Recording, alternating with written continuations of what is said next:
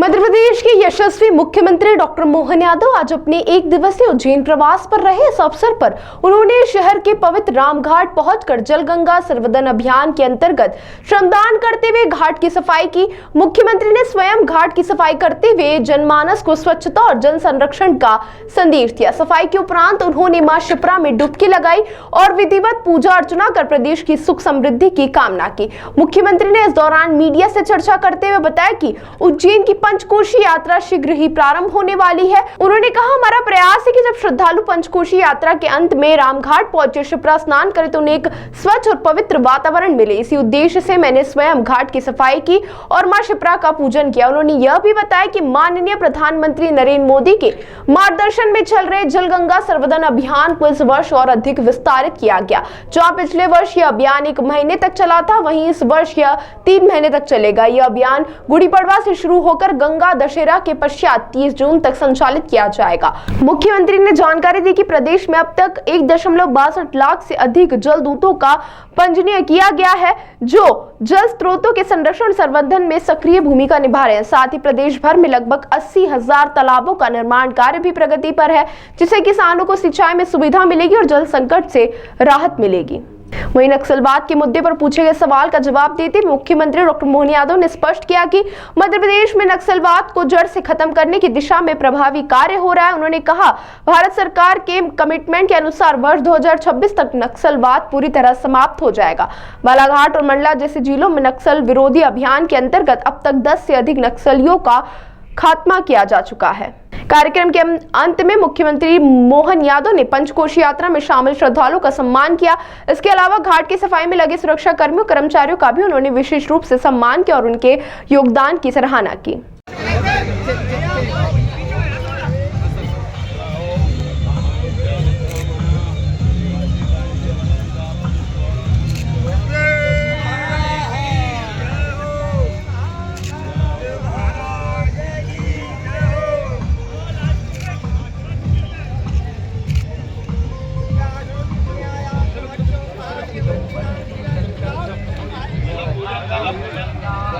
मुझे इस बात का संतोष है कि हमारे अपने जल गंगा संरक्षण अभियान का लगातार 30 मार्च गुड़ी पड़वा से 30 जून तक अभियान चल रहा है।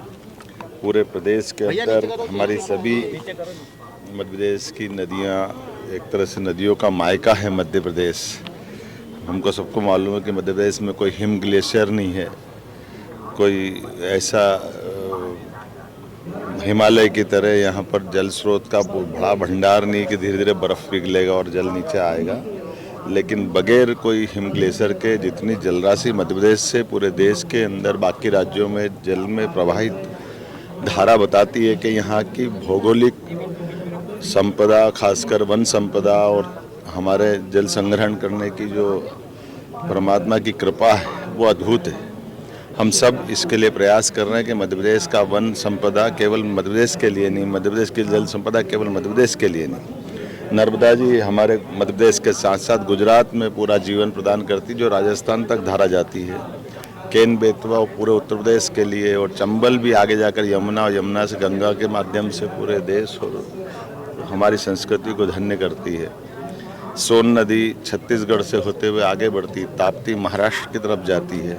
ऐसे प्रत्येक नदियों की जलराशि अगर जोड़ा जाए तो किसी हालत में मध्य प्रदेश की जलराशि हिमालय से कमतर नहीं है। ऐसे में हमारे जल स्रोत का पर्याप्त रूप से ध्यान रख करके हमारी अपनी भौगोलिक भूगर्भ जल भंडारण क्षमता को भी बढ़ाएं, जल के प्रति जागरूकता भी रखें, और ख़ास करके इसके माध्यम से जल ही जीवन है। यशस्वी प्रधानमंत्री ने जो आह्वान किया हुआ है, इसलिए हमने अमृत सरोवर तालाब का निर्माण, खेत तालाब का निर्माण, सभी प्रकार की पुरानी जल संरचनाओं, कुएँ, बावड़ी, तालाब, नदी, सब पे जल गंगा अभियान चलाया हुआ है। और 3 माह तक चलने वाले इस अभियान में मुझे संतोष है कि हमने हर स्थान पर जलदूतों का भी जलदूत मित्र बनाया। 1,62,000 से बड़ी संख्या में जलदूत पहली बार जिनका पंजीयन हुआ है और ये अभियान चल ही रहा है।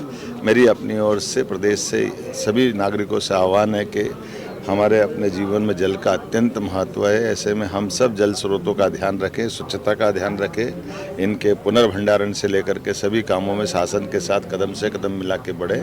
मेरी अपनी ओर से पुनः आप सबका अभिनंदन। मुझे इस बात का संतोष है, बहुत सारी चीज़ों में आगे बढ़ा रहे हैं, खास करके कामधेनु गोपालन योजना डॉक्टर अंबेडकर जी के नाम पर जो लोगों के जीवन की ज़िंदगी बेहतर करेगी।